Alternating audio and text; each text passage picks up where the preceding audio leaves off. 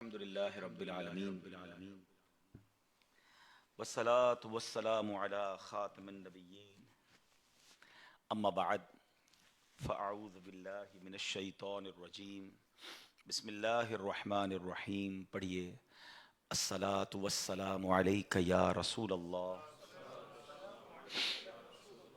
وعلی آلک واصحابک یا حبیب اللہ. الصلاة والسلام علیک یا نبی اللہ وعلی آلک واصحابک یا نور اللہ. میرے آقا مدینے والے مصطفیٰ صلی اللہ تعالیٰ علیہ وسلم پر درود پاک پڑھنے کے بے شمار فضائل و برکات ہیں، بے شمار احادیث ہیں، بے شمار واقعات ہیں. اتنے فضائل ہیں کہ ہم بیان کرتے چلے جائیں شاید کئی راتیں گزر جائیں مگر درود پاک کے فضائل کو کمپائل نہیں کیا جا سکتا. لیکن اگر میں بینگ اے مسلم آپ سے کوسچن کروں، مجھے لائیو بھی سنا جا رہا ہے جہاں جہاں لوگ دیکھ رہے ہیں کہ بینگ اے مسلم ہم کیا چاہتے ہیں ہماری زندگی میں، کیا کیا تمنائیں ہیں مرتے وقت، اور قیامت کے دن میری کیا ڈیزائرز ہیں. کبھی اکیلے میں بیٹھ کر لسٹ بنائیں کہ یار میں کیا کیا چاہتا ہوں دنیا میں، مجھے یہ مل جائے، مرتے وقت یہ ملے، قبر میں یہ ملے اور محشر میں یہ مل جائے. تو اب میں کچھ حدیثوں کا عطر یوں سمجھیے گلدستہ آپ کے سامنے پیش کر رہا ہوں کہ یہ تمام باتیں حدیثوں میں، روایتوں میں، بزرگان دین کے اقوال میں موجود ہیں کہ اگر آپ چاہتے ہیں کہ آپ کی روزی میں برکت ہو تو درود پاک پڑھیے. ہر جملے کے بعد سبحان اللہ بھی کہتے جائیے. آپ چاہتے ہیں کہ آپ دنیا میں ذلت و رسوائی سے بچیں تو آپ درود پاک پڑھیں. آپ چاہتے ہیں دنیا میں ٹینشن اور پریشانیاں آپ سے دور ہو جائیں تو درود پاک پڑھیے. آپ چاہتے ہیں آپ کی عزت میں اضافہ ہو تو آپ درود پاک پڑھیے. آپ چاہتے ہیں کہ آپ مرتے وقت آپ کو نبی پاک کا دیدار نصیب ہو تو درود پاک پڑھیے. آپ چاہتے ہیں کہ پیارے آقا آپ ایسے دیکھیں کہ نبی پاک اپنے ہاتھوں سے اپنی آپ کو قبر میں اتار رہے ہیں تو درود پاک پڑھیے. آپ چاہتے ہیں کہ قبر نور مصطفیٰ سے جگمگا جائے، قیامت تک نبی پاک کے جلوے ہوں تو درود پاک پڑھیے. قیامت کے دن میرے آقا کے ہاتھوں جام کوثر پینا چاہتے ہیں تو درود پاک پڑھیے. نبی پاک کے لواء الحمد تلے اٹھنا چاہتے ہیں تو درود پاک پڑھیے. سرکار علیہ الصلوۃ والسلام کے ساتھ جنت میں جانا چاہتے ہیں تو درود پاک پڑھیے. بار بار مدینے جانا چاہتے ہیں تو درود پاک پڑھیے. بلکہ پیارے آقا کا خواب میں دیدار کرنا چاہتے ہیں تو درود پاک پڑھیے. اب مجھے بتائیں کچھ رہ گیا ہے؟ بینگ اے مسلم جو زندگی میں چاہیے، جو موت کے وقت چاہیے اور جو قیامت کے دن چاہیے، اور کچھ رہ گیا ہے جو باقی ہے؟ اگر روزی میں اضافہ ہو، عزتیں محفوظ رہیں، ٹینشن ریلیز رہے، برکتیں ملتی رہیں، ایمان والی موت ملے، آقا کے ساتھ جنت میں داخلہ مل جائے تو پھر اور کیا چاہیے ایک مسلمان کو؟ اور یہ تمام فضائل جو ہیں حدیثوں میں، مختلف حدیثوں میں، یعنی یوں سمجھے کہ میں نے کئی حدیثوں کو یوں سمجھے کہ اس کا مجموعہ یا اس کا عطر آپ کے سامنے پیش کر دیا کہ یہ تمام ریوارڈز، یہ تمام فضائل جو ہیں یہ حدیثوں میں ہمیں ملتے ہیں، روایتوں میں ملتے ہیں کہ اس قدر کمال کا وظیفہ ہے. یعنی میری ہر کلیمٹی، میری ہر پرابلم کا سولوشن جو ہے وہ درود پاک میں موجود ہے. شاعر جبھی تو کہتے ہیں نا کہ دکھوں نے تم کو جو گھیرا ہو تو درود پڑھو، جو حاضری کی تمنا ہو تو درود پڑھو. تو ہمیں دکھوں سے بچاتا ہے، بہت سارے پرابلمز دور کرتا ہے. لیکن ایک مسئلہ یہ ہے کہ ہم درود پاک کے فضائل سنتے تو ہیں، کبھی کبھی جوش آتا ہے تو پڑھ بھی لیتے ہیں، مگر اس کو کنٹینیو نہیں کر پاتے. تو کنٹینیو کرنے کا کوئی نظام بنائیں، اپنی زندگی میں اس کا کوئی ٹائم رکھیں، اس کا کوئی یوں سمجھے شیڈول میں ڈال دیں اس کو کہ یہ کسی بھی صورت دن گزرے تو میرے پرٹیکولر تعداد میں درود پاک ہو جانے چاہیے. 100 بار، 200 بار، اللہ توفیق دے تو کم از کم 313 بار پڑھ لیں. 1000 بار پڑھنے والے بھی ہیں، 2000 بار بھی پڑھنے والے، تو پڑھیں اور اس کی برکتیں آپ اپنی آنکھوں کے سامنے دیکھیں گے. اللہ مجھے بھی اور آپ کو بھی کثرت سے درود پاک پڑھنے کی توفیق عطا فرمائے. باواز بلند درود پاک پڑھ لیں. صلو علی الحبیب.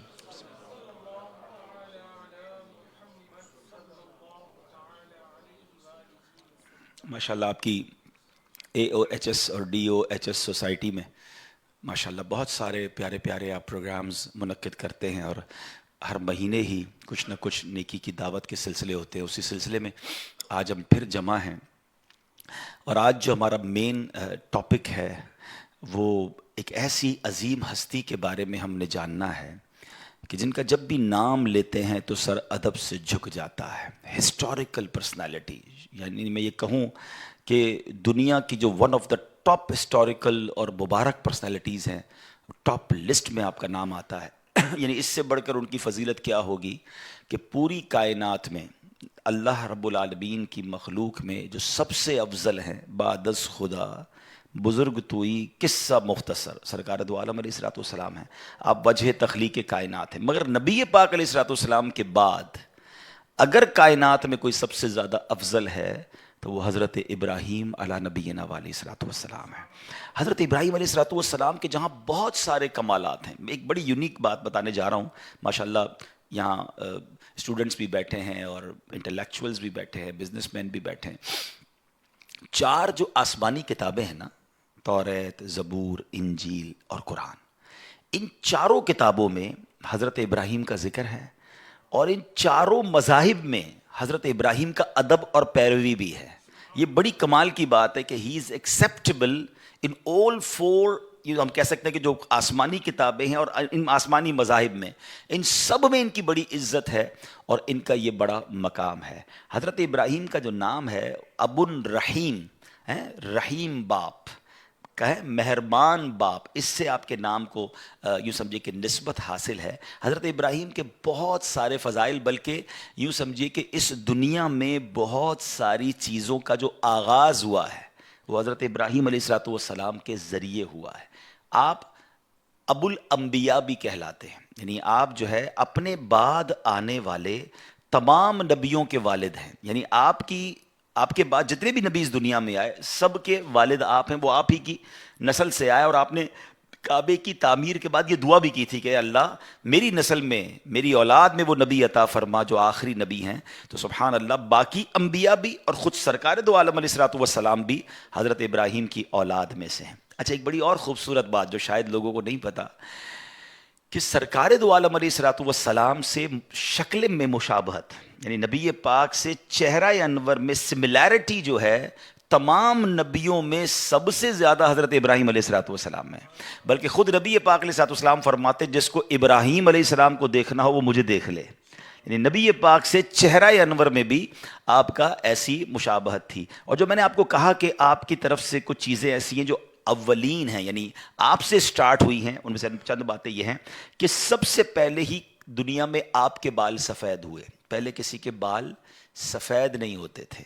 سب سے پہلے آپ ہی نے اپنے بالوں میں مہندی کا خضاب لگایا. سب سے پہلے جو پاجامہ ہے، جو سلا ہوا پاجامہ، پہلے تہبند پہنتے تھے لوگ، وہ آپ نے سٹارٹ کیا اور پھر ساری دنیا میں شروع ہو گیا. آپ نے ہی سب سے پہلے منبر پر خطبہ پڑھا.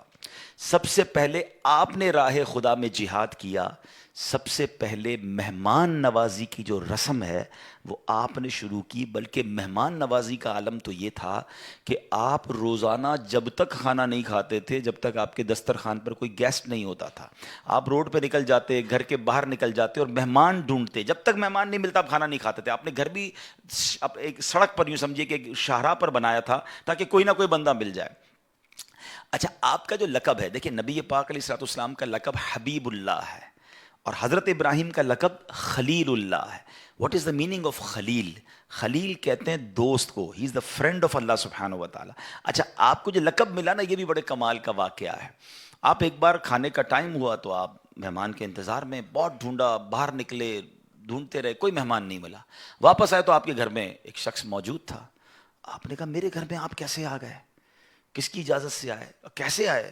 تو کہا میں انسان نہیں ہوں، میں فرشتہ ہوں. تو کہا اچھا، کس لیے آئے ہو؟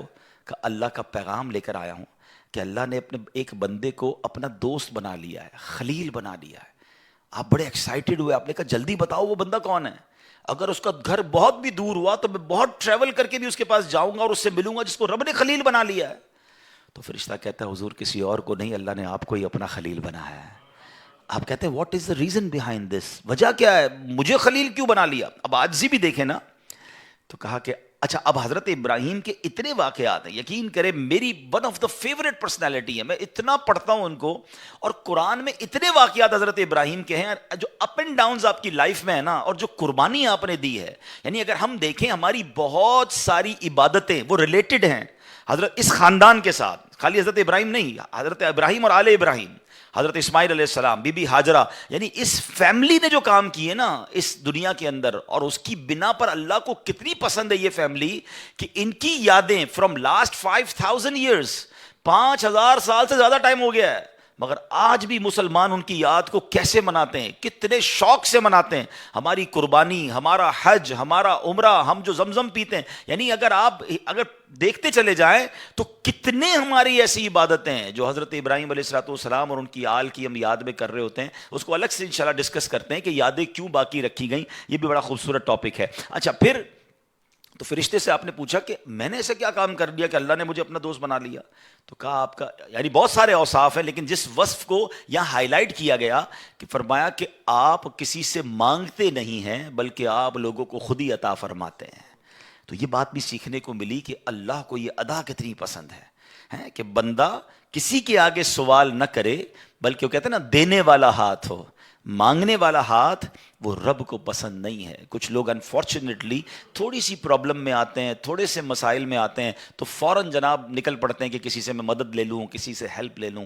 خودداری ہونی چاہیے, اللہ کو یہ بڑا پسند ہے, اور پھر اللہ نوازتا بھی ہے اس کو. کہتے ہیں نا کسی کا احسان کیوں اٹھائیں, کسی کو حالات کیوں بتائیں, تم ہی سے مانگیں گے تم ہی دو گے, تمہارے در سے ہی لو لگی ہے. اللہ اور اس کے رسول کی طرف توجہ ہو, دنیا والوں کو نہ بتایا کرے.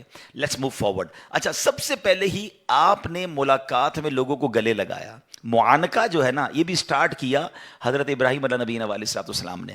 سب سے پہلے ہی آپ نے ثرید, یہ قسم کا کھانا ہے روٹی اور شوربے کو ملا کر بنانے والا, یہ ثرید بھی حضرت ابراہیم علیہ نبینا علیہ الصلوۃ والسلام سے منسوب ہے.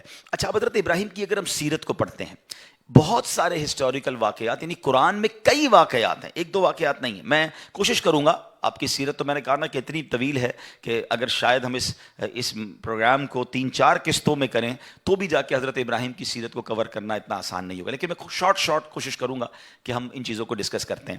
حضرت ابراہیم علیہ نبینا علیہ الصلوۃ والسلام کی ایج ہے 17-18 ایئرس, ایک روایت کے مطابق 20 سال. آپ کی جوانی سے سٹارٹ کرتے ہیں, ٹھیک ہے. اچھا یہ بھی بتا دوں کہ حضرت ابراہیم علیہ الصلوۃ والسلام نے بہت طویل عمر پائی, ایک روایت کے مطابق 175 ایئرس اور ایک روایت کے مطابق 200 سال آپ اس دنیا میں رہے, ٹھیک ہے. اور ابھی ایج ہے 18-20 ایئرس. آپ ایک ایسے علاقے میں رہتے ہیں کہ جہاں لوگ بتوں کی پوجا کر رہے ہیں, اور آپ اللہ وحدہ لا شریک کو اپنا رب مانتے ہیں. آپ بتوں کی طرف بالکل آپ کی نظر نہیں, التفات نہیں, توجہ نہیں. وہ لوگ بہت آپ کو کہتے ہیں کہ یار آپ بھی ہمارے ساتھ آیا کریں. آپ نے کہا نہیں, میں تمہارے بتوں کو برا سمجھتا ہوں, میں تو اللہ کی عبادت کرتا ہوں. اچھا وہ لوگ ہر سال ایک میلہ مناتے تھے, اور اس میلے میں کیا ہوتا تھا کہ وہ ماد اللہ ناچ گانے رنگ رلیاں یہ سب بناتے تھے. تو اب کیا ہوا کہ ایک دن وہ میلے کا ٹائم آیا تو آپ کو بھی انوائٹ کیا. آپ نے کہا میں تو نہیں آتا, سارا گاؤں سارے لوگ چلے گئے, آپ اکیلے تھے تو آپ بت خانے میں چلے گئے. جب آپ بت خانے میں گئے تو وہاں چھوٹے بھی بت تھے, بڑے بھی بت تھے. آپ کو بڑا غصہ آیا کہ یہ اپنے ہاتھ سے ہی بناتے ہیں اور اسی کو پوجتے ہیں. آپ نے کلاڑا اٹھایا اور بتوں کو توڑنا شروع کیا, کسی کی ناک کاٹ دی, کسی کا ہاتھ کاٹ دیا, کسی کا پیر کاٹا, اور آخر میں وہ جو کلاڑا تھا نا وہ سب سے بڑے بت کے کاندھے پر رکھ دیا. اب آپ واپس آ گئے. جب وہ لوگ میلہ کر کے ناچ گانے رنگ رلیاں منا کر آئے اور جب اپنے بت خانے میں گئے تو بیکم سو مچ اینگری کہ یہ کیا ہوا, ہمارے خداؤں کو توڑ پھوڑ کے رکھ دیا کسی نے, کس نے کیا یہ؟ تو سب لوگوں نے کہا ایک ہی بندہ ہو سکتا ہے جو نوجوان ہے ہمارے محلے میں, وہ ہمارے بتوں کو نہیں مانتا, وہ عجیب عجیب باتیں کرتا ہے, کسی اور خدا کی باتیں کرتا ہے. ان کو تو وہ باتیں عجیب لگ رہی تھی, تو کہا اسی نے کیا ہوگا. حضرت ابراہیم کو بلایا گیا کہ آپ نے کہا ہے, آپ نے کیا یہ. آپ نے کہا مجھ سے کیوں پوچھتے ہو, یہ تمہارا سب سے بڑا بت ہے, کلاڑا بھی اسی کے کاندھے پہ رکھا ہے, اسی سے پوچھ لو. Look at how beautiful demonstration. یعنی آپ نے ان لوگوں کو کتنا شاندار ایک پورا پریکٹیکل کر کے بتا دیا نا کہ جن کو پوچھتے ہو ان کو توڑ پھوڑ دیا ہے کسی نے, اور سب سے بڑا خدا موجود ہے, اسی سے پوچھ لو تمہارا جو باطل خدا ہے. تو وہ لوگ کہتے ہیں یہ تو جواب نہیں دیتا, ہمارے خدا تو نہیں بتاتے کہ کس نے توڑا ہے کس نے مارا ہے. اللہ اکبر. اب حضرت ابراہیم علیہ نبینا علیہ الصلوۃ والسلام نے جو ان سے خوبصورت ڈیبیٹ کی نا, یہ ایکچولی ایک مناظرہ بھی تھا, ایک ڈیمونسٹریشن بھی تھا, ایک نیکی کی دعوت بھی تھی. اب آپ نے جو جملے کہہ ذرا سنیے گا, قرآن میں یہ موجود ہے. آپ فرماتے قال افتعبدون من دون اللہ, فرمایا تو کیا اللہ کے سوا ایسوں کو پوچھتے ہو.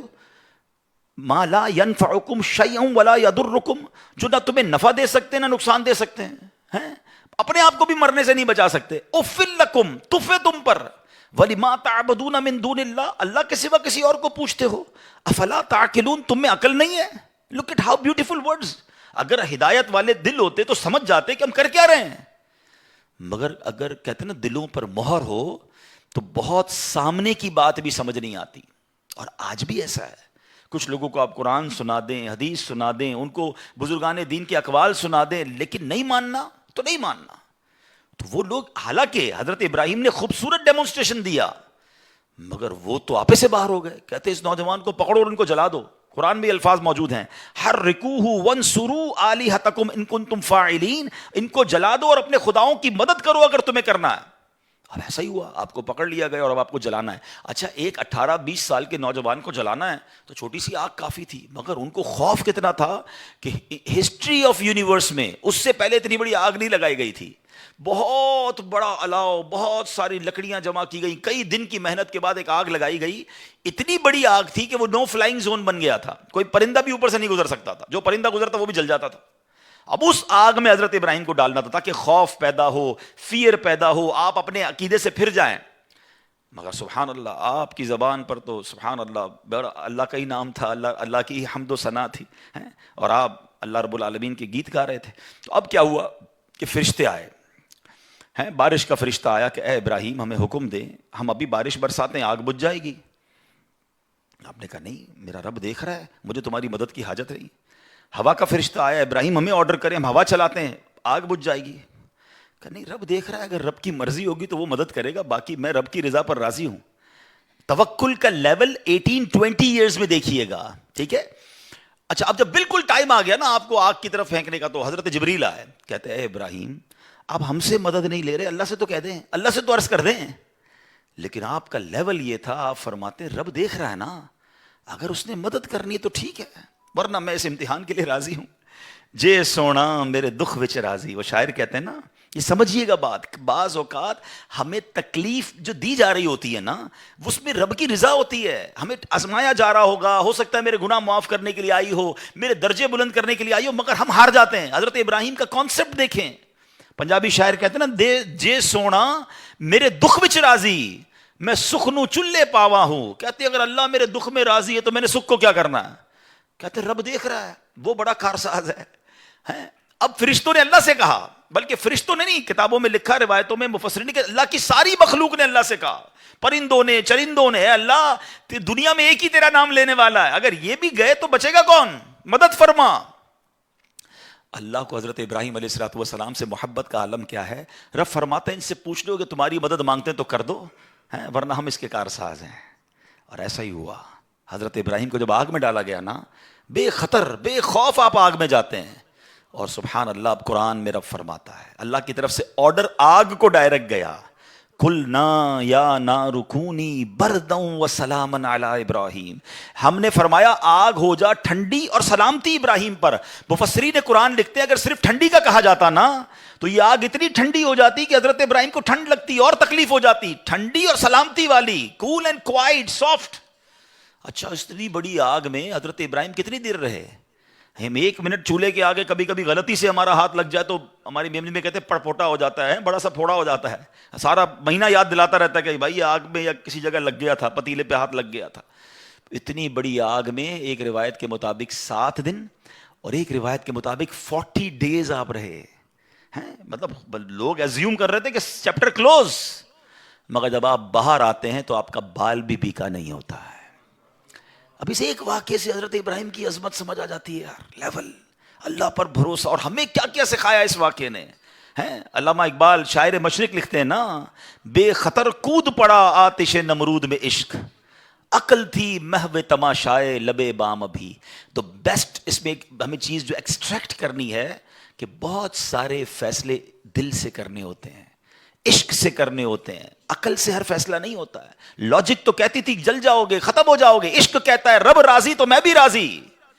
ہمارے یہاں بھی زندگی میں ہم بہت سارے فیصلے عقل سے کر رہے ہیں. معاذ اللہ، اب تو اسلام کے بہت سارے اصولوں پر عقل کی دلیل مانگی جا رہی ہے کہ جناب یہ بتائیے تو صحیح لاجک کیا ہے اس قانون کے پیچھے لاجک کیا ہے. تو ورثہ جو ہے وراثت مرد کا 2 تو عورت کا 1, اس کی لاجک کیا ہے؟ عورت کو طلاق کا حق کیوں نہیں ہے, مرد کو طلاق. ارے بھائی ہم ان لاجکوں میں کب سے پڑ گئے؟ مجھے سمپل جواب دیجئے, باقی ساری لاجک چھوڑیے. جتنے دنیا میں مسلمان مجھے سن رہے ہیں, اللہ کو دیکھا ہے آپ نے؟ نہیں دیکھا ہے. ہم تو غیب پر ایمان لائے, اللہ ایک ہے. جب اتنی بڑی بات مان لی, ہم نے تو نبی پاک سے ملاقات نہیں کی صلی اللہ تعالیٰ علیہ وسلم, مگر ہمیں معلوم ہے میرے آقا تشریف لائے, آخری نبی ہیں. ہم نے تو جبریل امین کو قرآن لاتے ہوئے نہیں دیکھا. ہم مانتے قرآن رب کا کلام ہے, جبریل امین لائے نبی پاک کے قلب اقدس پر, اور جناب لا ریب کتاب ہے. ہم نے قیامت نہیں دیکھی ہے. ہم مانتے, ہمارا ایمان ہے. ایمان نہ ہو تو ایمان کمپلیٹ نہیں ہوتا کہ قیامت آنے والی ہے. ہم نے کبھی قبر کے اندر کسی کو عذاب اور جزا دیتے ہوئے نہیں دیکھا, مگر ہمارا ایمان ہے کہ قبر میں یا تو عذاب ہوتا ہے یا جنت کا باغ بنتی ہے. اتنی ساری پردے والی غیب والی بیسکس ماننے کے بعد آج میرے اور آپ کے دلوں میں سوئی چبوئی جا رہی ہے کہ پوچھو جناب اسلام کا یہ قانون کیوں ہے, اس کے پیچھے لاجک کیا ہے. یہ سمجھنا ہے میرے نوجوانوں اور میرے بچوں کو کہ ہمیں اپنے ٹریک سے ہٹایا جا رہا ہے. ہم مومن ہیں, ایمان والے, ہم غیب پر ایمان لائے ہیں, اور ہمارا کام لبیک کہنا ہے, ہمارا کام ایمان لانا ہے. آمنت باللہ و ملائکتہ و کتبہ و رسلہ, ہم نے پورا ہمارا فارمیٹ یاد کیا ہوا ہے کہ ہم تو غیب پر ایمان لانے والے ہیں. ہم نے قیامت پر ایمان لائے, ہم نبی پاک پر ایمان لائے, آسمانی کتابوں پر ایمان لائے. مگر آج جناب کوسچنز کریٹ کیے جا رہے ہیں اور لوگ کنفیوز بھی ہو جاتے ہیں کیونکہ سب کو سننا ہے. سیکھو حضرت ابراہیم سے, آگ کا کام جلانا ہے, آگ بنی جلانے کے لیے.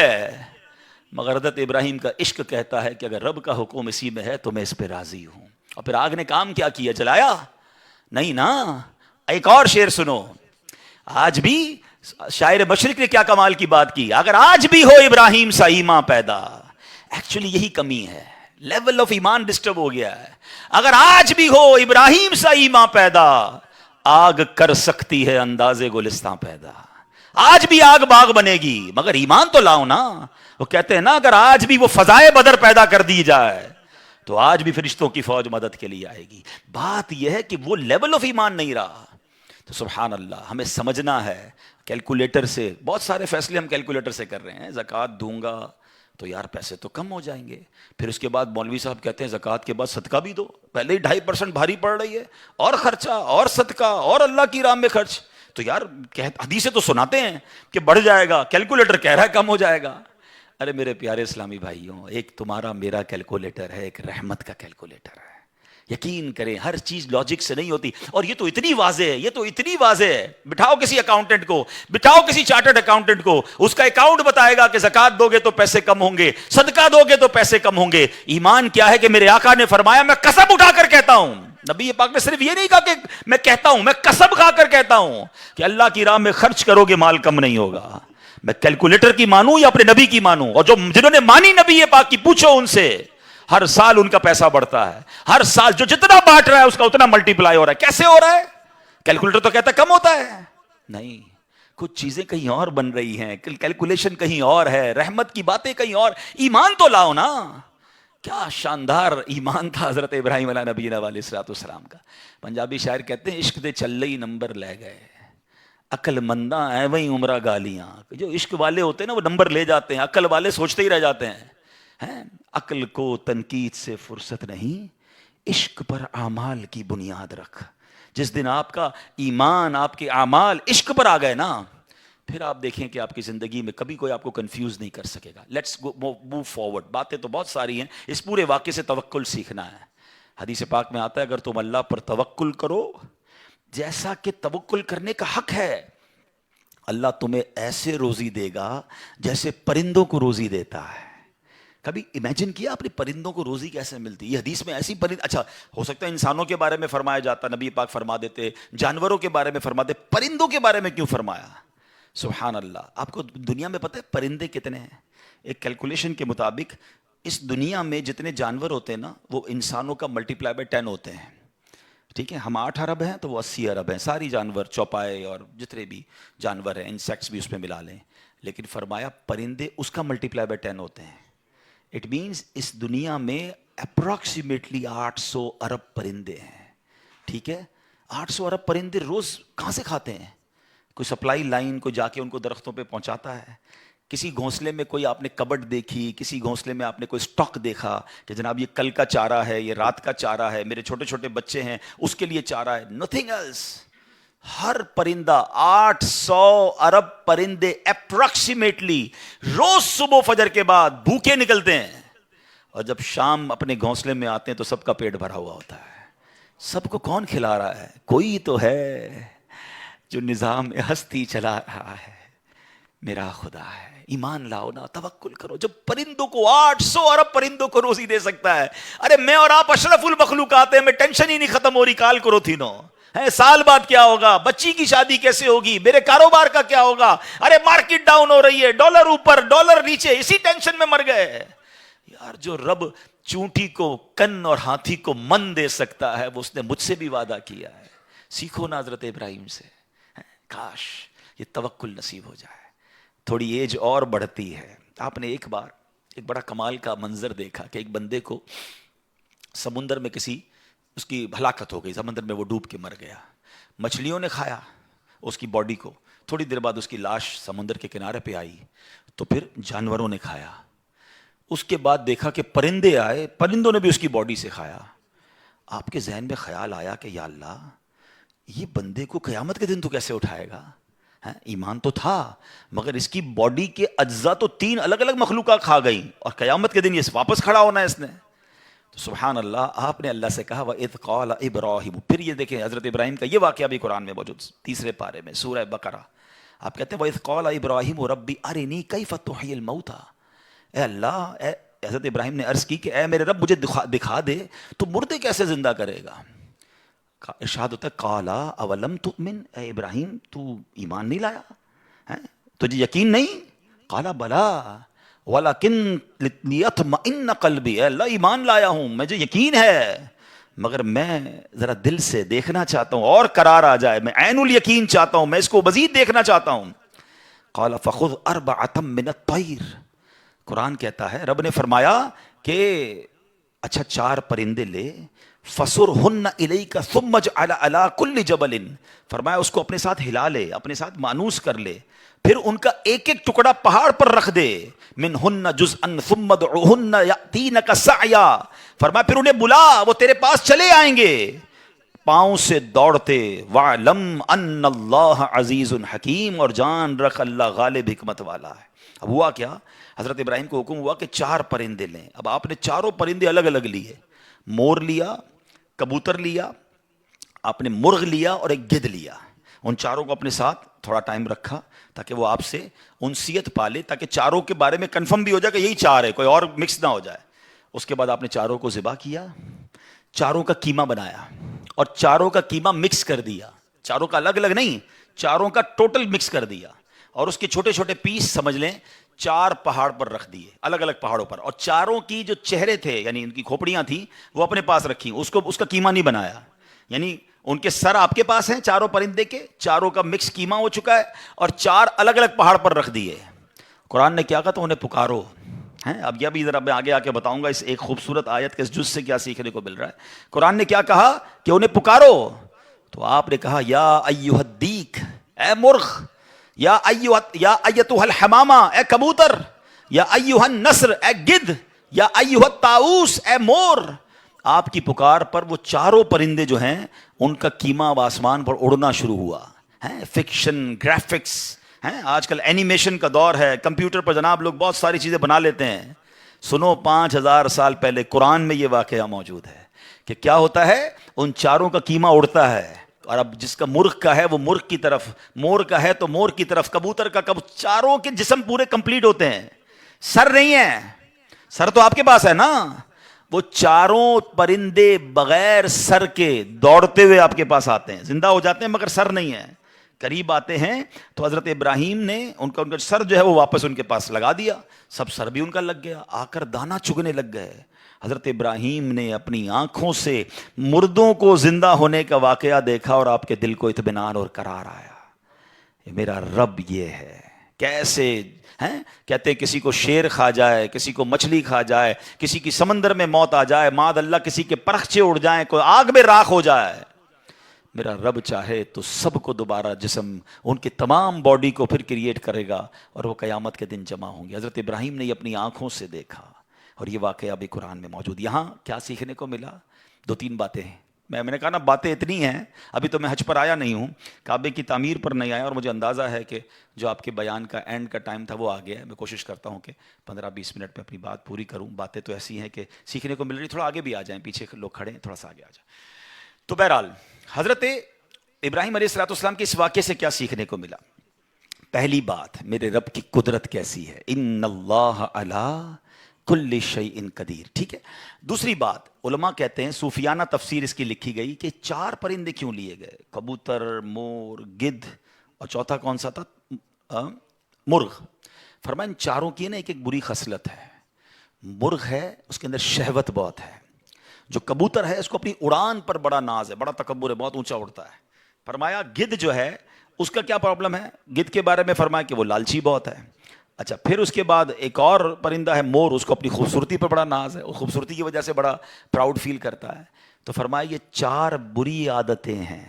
اس کو ذبح کر کے یہ پیغام دیا گیا کہ اگر تم بھی اپنی اونچی اڑان, اپنے اونچے مرتبوں, اپنے اونچے مقام کا تکبر چھوڑ دو, اپنی خوبصورتی پر گھمنڈ کرنا چھوڑ دو, ہوس اور شہوت کے بعد اپنے آپ کو بچا لو, لالچ کر کے دنیا کے بال کے پیچھے بیڑا غرق اپنا نہ کرو, اگر ان عادتوں کو ذبح کر دو تو اللہ آج بھی تمہارے دل کو زندہ فرما دے گا.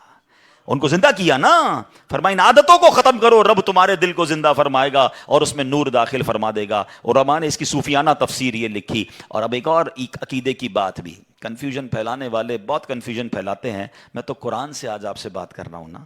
اللہ نے کیا کہا کہ انہیں پکارو. وہ تو دنیا میں نہیں تھے پرندے, مر چکے تھے, کیما بن چکا ہے. کیما بنے ہوئے پرندوں کو رب کہہ رہا ہے پکارو. حضرت ابراہیم نے کیسے پکارا؟ یا ایھا الدیک, یا ایتھا الحمامہ. آپ کبوتر کو پکار رہے ہیں, آپ گدھ کو پکار رہے ہیں, قرآن کہہ رہا ہے پکارو, اور نبی پکار رہے ہیں.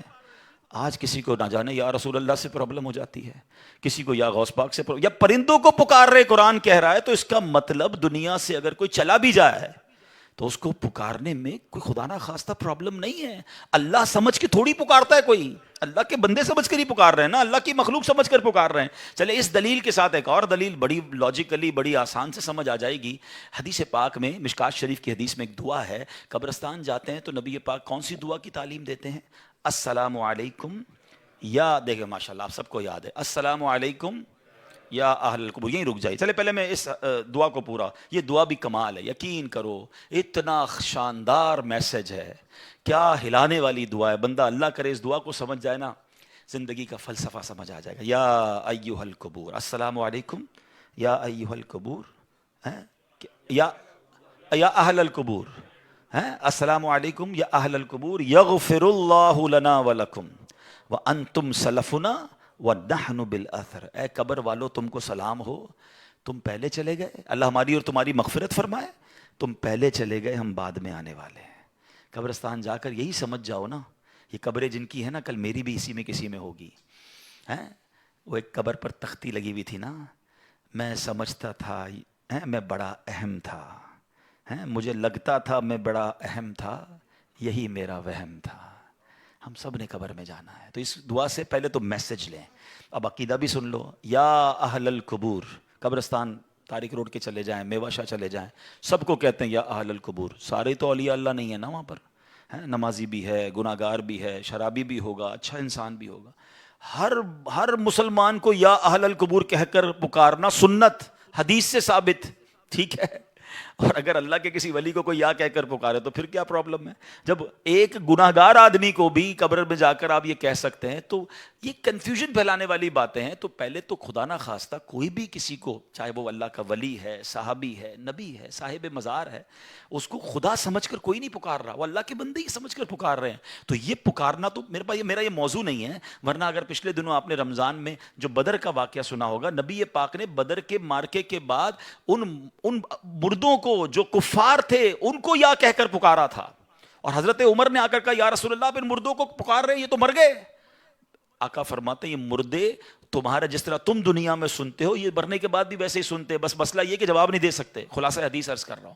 تو یہ تو حدیثوں سے ثابت ہے. تو بہرحال امید ہے کہ یہ پوائنٹ بھی آپ کے سامنے آ گیا. حضرت ابراہیم کی سیرت کا ایک اور شاندار پہلو آپ کی میں نے کیا بتایا، آلموسٹ 200 ایئرز ایج ہے. آپ کو حضرت اسماعیل پتہ ہے کب ملے ہیں؟ 99 ایئرز کی ایج میں.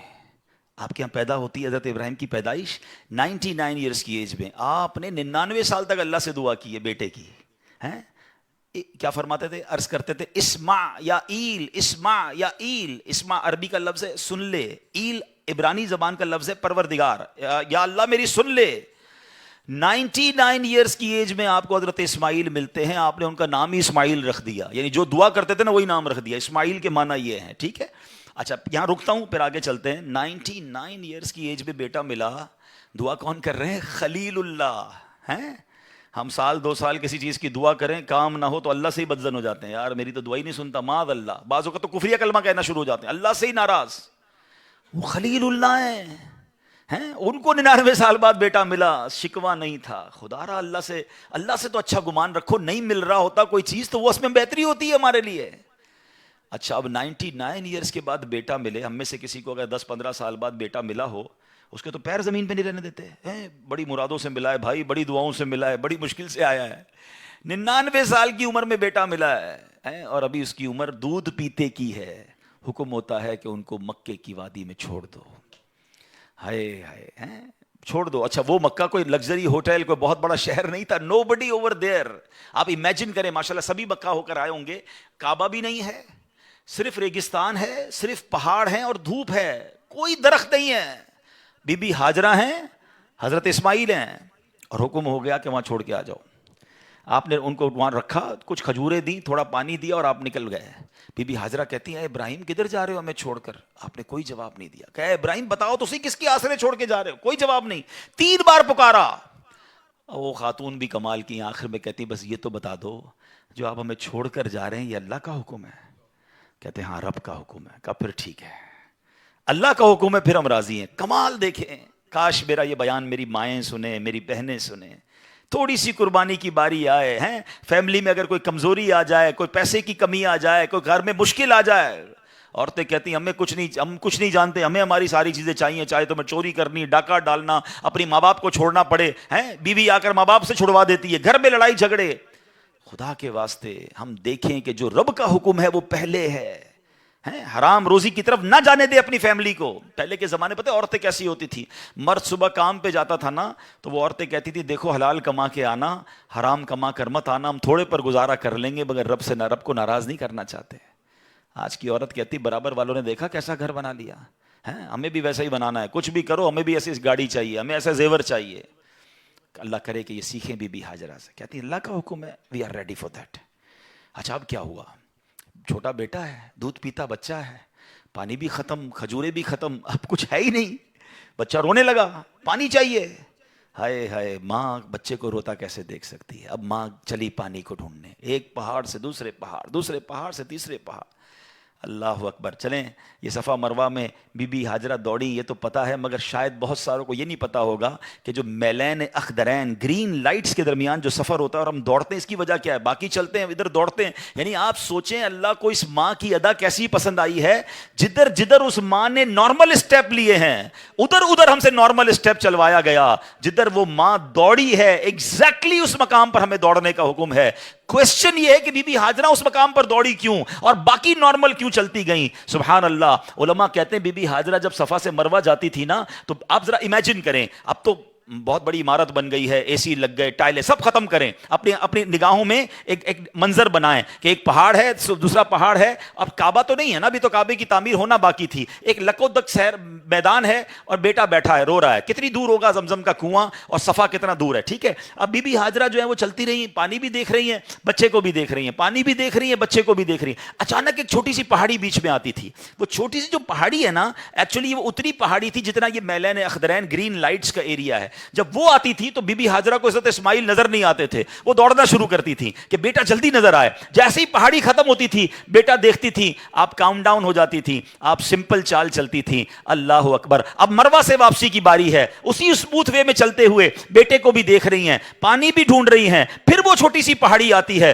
پھر بی بی ہاجرہ دوڑتی ہیں کہ بچہ نظر نہیں آ رہا. جیسے پہاڑی ختم ہوتی اب پھر نارمل ہو جاتی. اللہ اکبر. مجھے بتائیے اللہ کو اس ماں کی ادا کیسی پسند آئی ہے. جدھر جدھر آپ نے نارمل اسٹیپ لیے ہم ادھر نارمل چال چلتے ہیں. جب میلین اخدرین آتے ہیں ہمیں دوڑنا ہے کہ یہ دوڑنا سنت ہے. سبحان اللہ. اور اب کیا ہوا، اس بچے کے رونے کی وجہ سے انہوں نے پانی، ان کو تو نہیں ملا بی بی ہاجرہ کو، یہ دوڑانا تھا. سبحان اللہ. اور اللہ کو ادا کیسی پسند آئی. ہمارا عمرہ کمپلیٹ نہیں ہوتا، ہمارا حج کمپلیٹ نہیں ہوتا جب تک ہم سعی نہ کریں، 7 چکر پورے نہ لگائیں. اچھا جناب اب جاتے ہیں تو بی بی حضرت اسماعیل جو ہے وہ پیروں کو رگڑتے ہیں، وہاں سے پانی نکلتا ہے. جب پانی نکلتا ہے تو آپ کی زبان سے نکلتا ہے زمزم. زمزم کے معنی ہے رک رک. اتنا تیزی سے پانی نکلا کہ آپ کی بے ساختہ زبان سے کہ پانی رک جائے.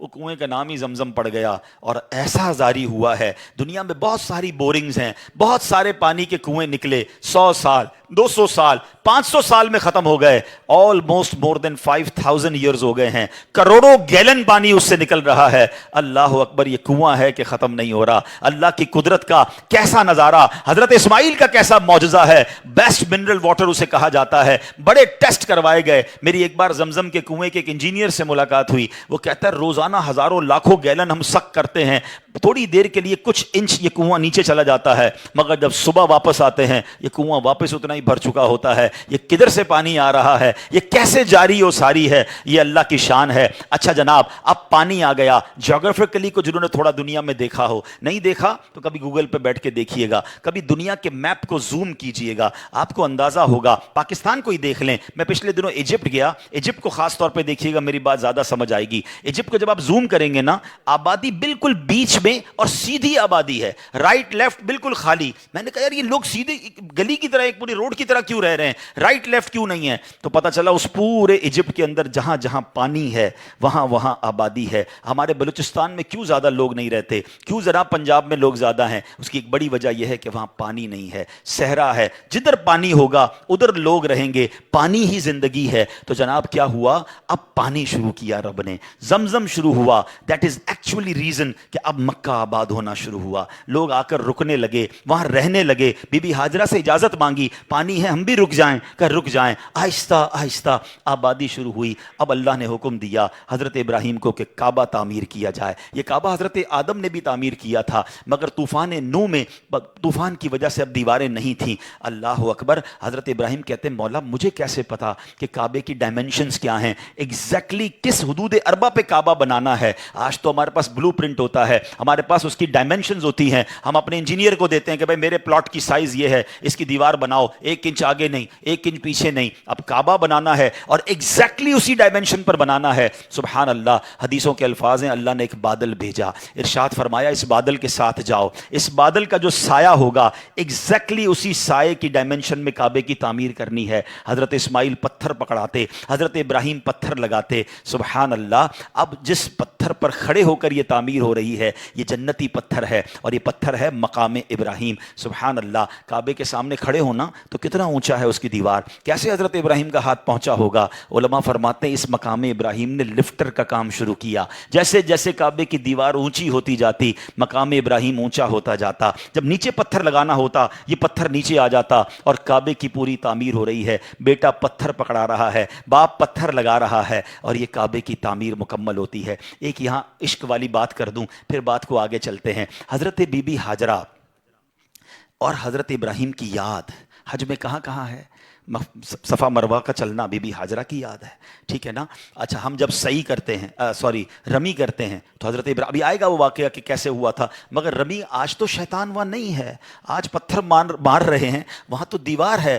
لاجک یہ کہتی ہے، عقل، وہی والی بات جو میں نے شروع میں کہی تھی کہ ہر چیز عقل سے کیلکولیٹ نہ کیا کرو. لاجک والے لوگ تو کل یہ کہیں گے کہ یار 2 پہاڑوں کے درمیان 7 چکر لگانے سے بہتر ہے کعبے کا طواف کر لو، کعبہ تو اللہ کا گھر ہے، یہ تو پہاڑ ہیں جس کے گرد ہم چل رہے ہیں. لاجک تو یہ کہتی ہے. اچھا جناب مہینہ کے اندر 3 راتیں گزارنے سے بہتر ہے میں 3-4 طواف مزید کعبے کے کر لوں، زیادہ ثواب ملے گا. اچھا حدود حرم کے اندر ایک نیکی 1,00,000 نیکی کے برابر ہے. شاید آپ میں سے بہت ساروں کو یاد نہیں ہوگا کہ عرفات حدود حرم میں نہیں ہے, حدود حرم کے باہر ہے. لاجک والا تو کوئی بندہ یہ کہہ سکتا ہے کہ یار حدود حرم کے باہر پورا دن گزارنے سے بہتر نہیں ہے کعبے کے سامنے 9 ذوالحجہ گزار لوں تو جناب زیادہ ثواب ملے گا. نہیں میرے پیارے اسلامی بھائیوں, یہ حج کا سفر بہت ایزیلی ایکسپلین کر رہا ہے کہ ہر چیز لاجک سے نہیں ہوگی. اللہ کو اپنے بندوں کی یاد باقی رکھنا, ان کی یاد منانا کتنا پسندیدہ ہے کہ ماں کی یاد میں سعی باقی رکھی, خلیل اللہ کی یاد میں رمی باقی رکھی. حالانکہ آج وہاں شیطان نہیں ہے.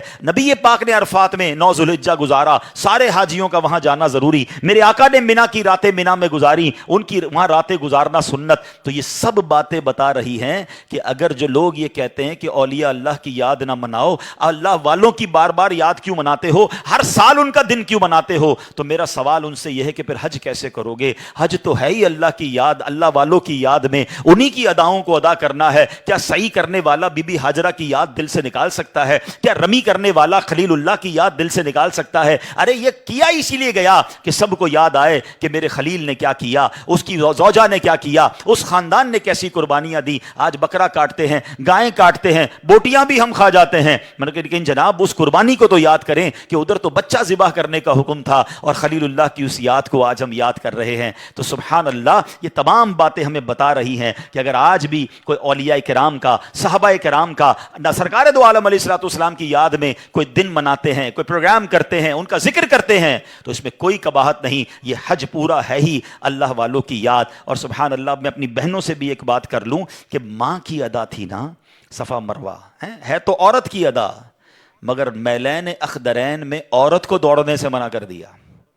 سمجھ رہے ہیں بات, کہ گرین لائٹس میں مرد دوڑیں گے, عورتیں نہیں دوڑیں گی, حالانکہ وہاں تو عورت دوڑی تھی.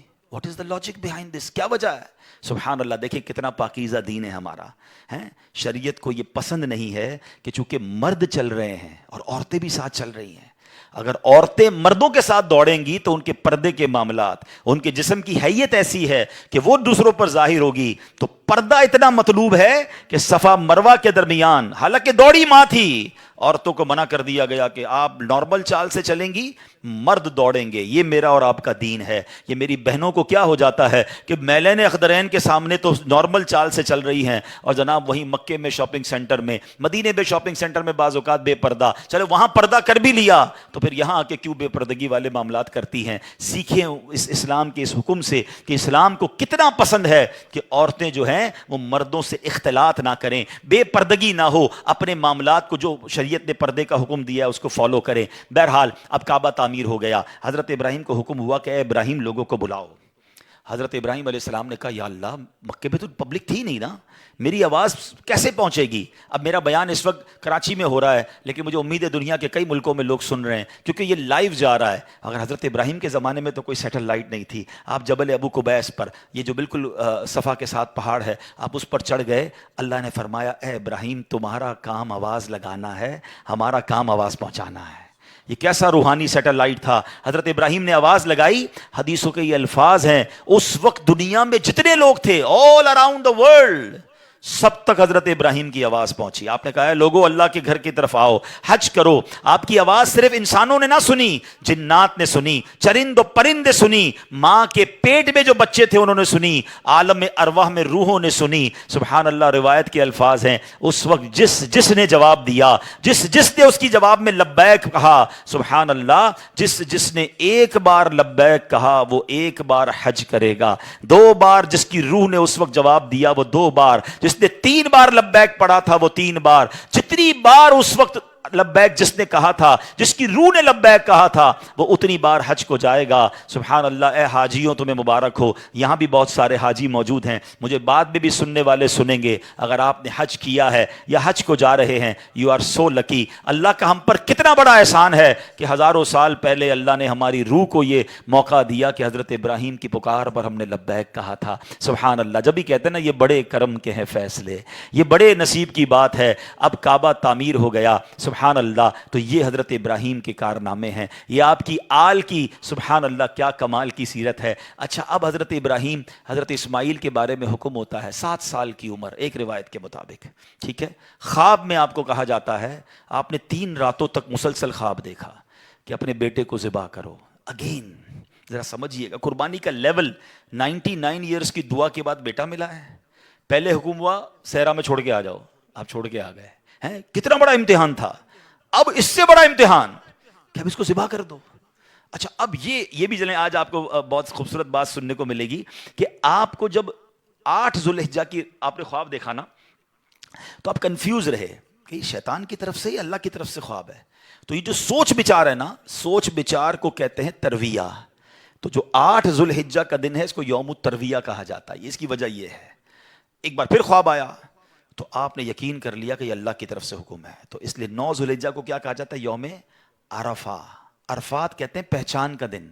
آپ کو یقین ہو گیا کہ یہ خواب اللہ کی طرف سے ہے. اور 10 ذوالحجہ کو آپ ذبح کرنے کو چلے تو یوم النحر کہا جاتا ہے, ذبح کا دن. یہ ایکچولی یوم ترویہ, یوم عرفہ اور یوم النحر یہ حضرت ابراہیم کی کیفیات تھیں. 8 ذوالحجہ کو خواب نے بتایا کہ یہ کنفیوز تھے, ہیزیٹیٹ تھے, اللہ کی طرف سے شیطان کی طرف. سوچو بچار ہیں, کنفیوز کا لفظ واپس لیتا ہوں, سوچ بچار میں ہے. تو اس کا مطلب کیا ہوا کہ یہ یوم ترویہ تھا. عرفہ والے دن آپ کو یقین ہو گیا اللہ کی طرف سے, تو اب آپ نے اس کو یوم عرفہ, اور پھر جس دن ذبح کرنے چلے تو یوم النحر. اچھا اب آپ نے کمال یہ کیا کہ جب آپ کو یقین ہو گیا نا, آپ نے اپنے بیٹے سے بھی پوچھ لیا کہ بیٹا مجھے اس طرح خواب آیا ہے, تم کیا کہتے ہو. 7 سال کا بیٹا ہے, ایک روایت کے مطابق ان کی 10 سال عمر ہے. اللہ اکبر. وہ بیٹا بھی کیسا ہے, جب آپ نے بیٹے سے پوچھا تو بیٹا کہتا ہے ابو جی یا بنیا انی ارا فی المنامی. قرآن میں یہ الفاظ موجود ہیں, انی اذبحک فانظر ماذا ترا.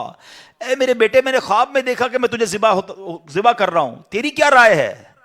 ہائے ہائے, بیٹا کیا کہتا ہے, یا ابت افعل ما تؤمر.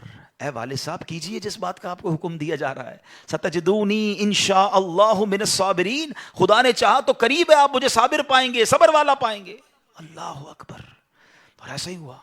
آپ اپنے بیٹے کو لے کے جا رہے ہیں, آپ نے اپنی بیوی ہاجرہ کو کہا اس کو تیار کر دو میں کہیں لے جا رہا ہوں, بتایا نہیں ماں کو, انہوں نے بڑا تیار کیا ان کو. آگے گئے تو اب شیطان اتنی بڑی قربانی کو کیسے ہضم کرتا.